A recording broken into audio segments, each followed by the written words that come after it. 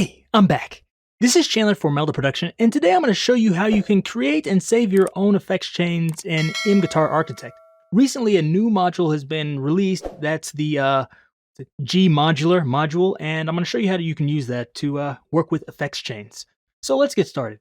So let's say I want to create kind of like a lead sound, maybe a shred sound, like a Steve Vai style sound. Let's start from a template here. I'm going to use this basic drive setup. I'm just going to go through here and I'm going to change the drive. Let's try this one here. The tone down a little bit. Let's use one of the new amps, this Artemis amp.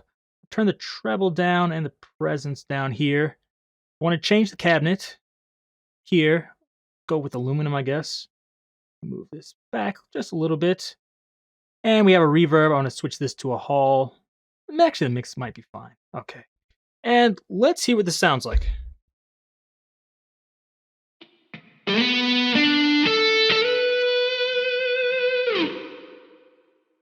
Now that seems, for the most part, okay, but let's try something else.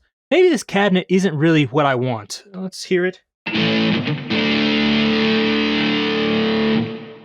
Pretty full, it's okay, but let's try something else. Let's say I want a little bit more stereo out of my cabinet. We're going to turn this off and we're going to use an effects chain that I already created. So let's go in here, use this GModular.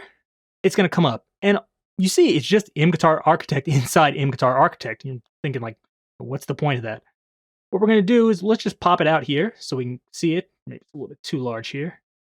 And what we can do is we can open up presets. What I've made is I've made my own folder here for effects chains here. And so these I have Vaish, and this was based upon an old interview Steve Vai gave on how he sets up his cabinets and microphones. So I'm just going to double click that.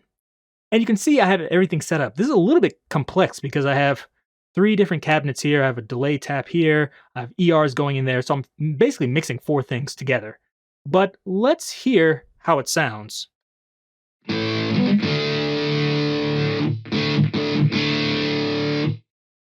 Now let's hear the other one before.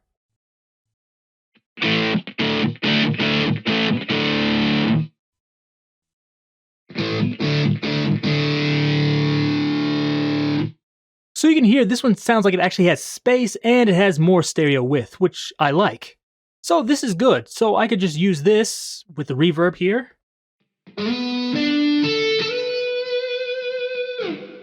That's already sounding big, but I want to do a little bit more. Let's turn this off again and let's add one more thing here. I'm going to use another GModular here. This time I'll pop it out again. Right click it, click show and pop up. And this time I'm going to use another effects chain. I'm going to use delay. I have here kind of a circular delay. So let's hear this.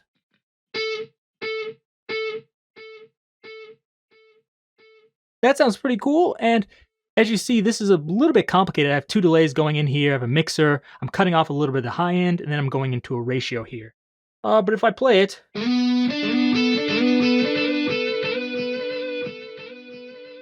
I have kind of 2 problems with this. One is there's too much delay. I want to turn down this ratio, but also these delay times are a little bit long. So let's solve both of those. Let's say in the future I have this and I don't want to go searching around for this.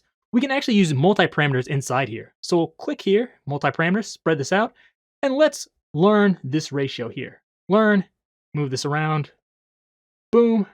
I'll just label this ratio. And I can just move this to get this at whatever rate I think is good, maybe 36%.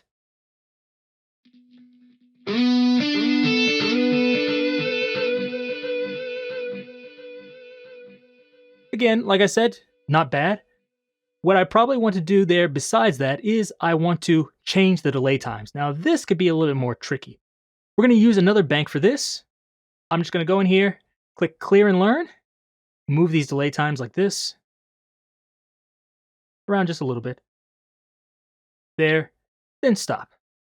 I'm going to look inside here, and instead of using this, I'm going to use a bank. We have 4 banks here. Let's have a few different parameters. Let's put very long,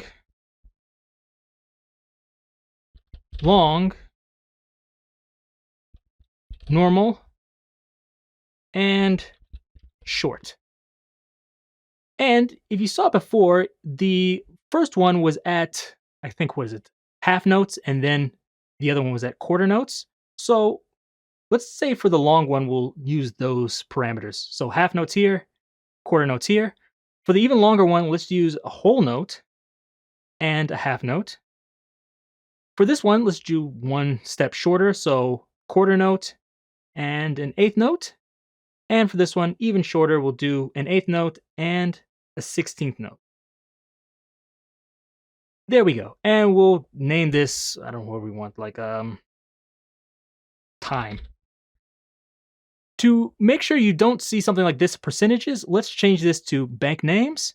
And also, we don't want to interpolate between these values. I'm not sure if you can even do that, but we don't want any weird stuff happening. So we're not going to interpolate between them.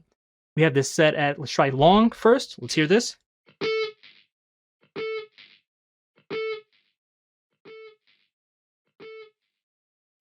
It's taking forever to stop.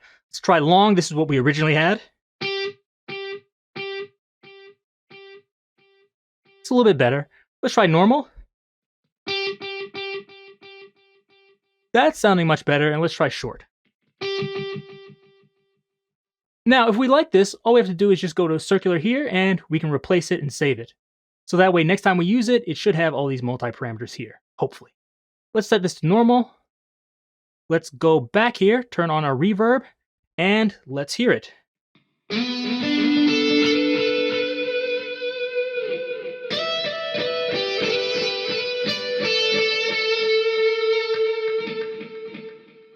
So now you see we have our big delay here. We can turn all these down, etc. But as you can see, you can do this actually fairly quickly. Now that I have these, I can just add these in here and I can come up with a good sounding preset in just a few seconds.